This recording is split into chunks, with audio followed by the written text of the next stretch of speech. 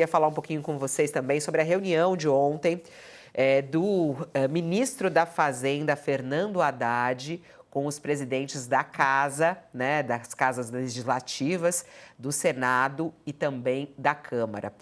Esse assunto é muito interessante porque ele vai chamando outros assuntos. Nós estamos falando aí sobre o governo defender o Supremo e também no meio desse caminho o Supremo foi acionado para, de repente, acalmar aí essa briga entre o Executivo e o Legislativo, principalmente por conta da história do IOF. E aí ontem, o ministro da Fazenda, Fernando Haddad, se reuniu à noite com o presidente da Câmara dos Deputados, Hugo Motta, e o presidente do Senado, Davi Alcolumbre. E a ideia é retomar o diálogo após a crise do IOF.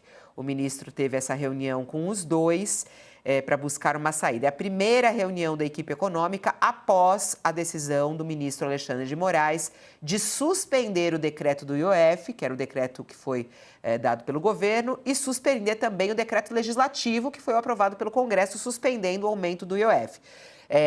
Alexandre de Moraes zerou a história e falou, ó, vamos conversar. Chamou os dois lados e tem essa reunião marcada para o dia 15.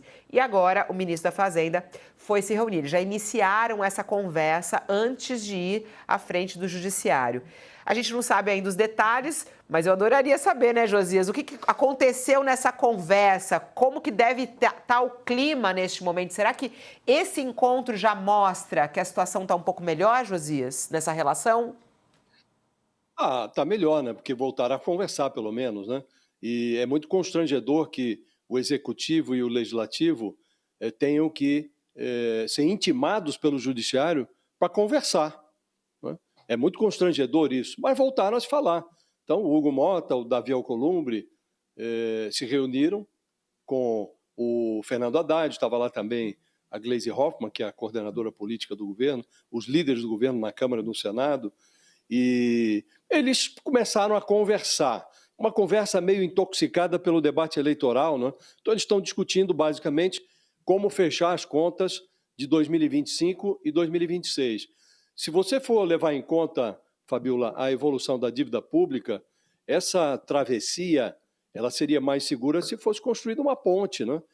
Nós vamos ter aí uma eleição presidencial que é de resultado incerto, o Lula é candidato, do outro lado vai ter um representante do conservadorismo nacional, provavelmente teremos uma eleição muito disputada, muito difícil, impossível prever resultado. Então, a oposição e governo deveriam estar, a essa altura, discutindo, de fato, a construção de uma ponte que permitisse ao governo fazer uma travessia mais segura, mas falta disposição política, falta material para a construção dessa ponte, então estão fazendo aí, de improviso, uma pinguela fiscal. Essa pinguela não vai resolver o problema, mas pelo menos evita que essa travessia até 2027 seja feita a nado. Então, está o Congresso Nacional agora com os glúteos expostos aí nas redes sociais, como defensor de bilionários, e está ensaiando entregar um anel para salvar os dedos dos seus lobbies. O Congresso está ensaiando a entrega de um anel para salvar os dedos dos seus lobbies.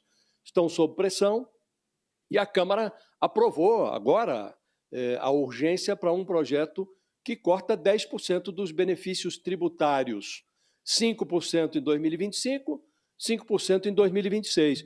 Isso esboça aí um caminho. O Fernando Haddad e a equipe econômica, eles estimam que esses mimos tributários e fiscais que são concedidos aí a certos setores econômicos no Brasil, setores que têm muita voz no Congresso, esses mimos custam, segundo os cálculos da Fazenda, mais de 800 bilhões de reais por ano. Cortar 10% disso é como arrancar um fiapo de um rabo de um elefante. É quase como um escárnio, é um corte ridículo, né? Perto das concessões que são feitas. Então, nós estamos diante de uma situação, Fabíola, que é preciso constatar que a construção simultânea da 10ª economia e da sociedade mais desigual do planeta, ela não é obra do acaso, é um processo de pilhagem que transforma a justiça social e justiça tributária em duas expressões de palanque que nunca passam da retórica para a prática. Isso não é de agora, não é desse governo, é desde da chegada das caravelas. O Brasil é governado pelos interesses de uma minoria esmagadora. Né? E está difícil de disfarçar esta realidade. Então, estão providenciando aí um corte de 10% desses gastos tributários, desses benefícios tributários. É alguma coisa, mas é muito pouco, Fabiola. E você, Mônica, qual é a tua expectativa em relação a essa solução, né, que agora eles estão tentando chegar? Todos os decretos suspensos pelo judiciário e aí eles vão chegar a algum acordo. Será que vem um acordo por aí? Essa reunião já é um indicativo de que o acordo está chegando? Repete, Mônica, que saiu cortado aqui o seu som. Abre o seu áudio aí que estava fechado. É um acordo que vai ter que chegar, porque vai ter que fechar as contas, precisa ver para quem que vai sobrar. Eu estava vendo aqui, por exemplo, quando se fala em cortar 10% linearmente de incentivo tributário e financeiro, o maior incentivo tributário e financeiro do Brasil é o Simples Nacional, Comércio e Serviços. Quer dizer, vai cortar do Simples? É isso? Simples que tem empresas que faturam pouco, né? Tem todo um escalonamento dessas empresas. Quem vai ficar de fora? Quem entra nos cortes, né? Quando você fala em cortar o Simples Nacional, se fizer linear 10% para todo mundo, você vai estar realmente pegando classe média, você não vai estar pegando quem fatura mais verdadeiramente. Então, não é uma equação fácil, né? E a partir do momento em que você tem até no plano pessoal, né, Fabiola? Quando você faz uma bondade, para você retirar essa bondade, é quase impossível, né? Você é culpado por ter feito a bondade, você gera uma raiva, um ódio.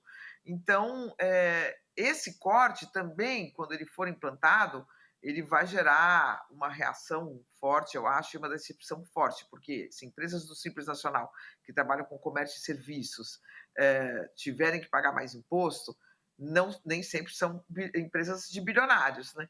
Então é difícil fazer esse acerto, mas esse acerto vai ter que chegar, e como diz o Josias, infelizmente vai ser em forma de pinguela, algo rápido, um remendo que acaba de fato punindo quem não consegue escapar do imposto, né, Fabiola?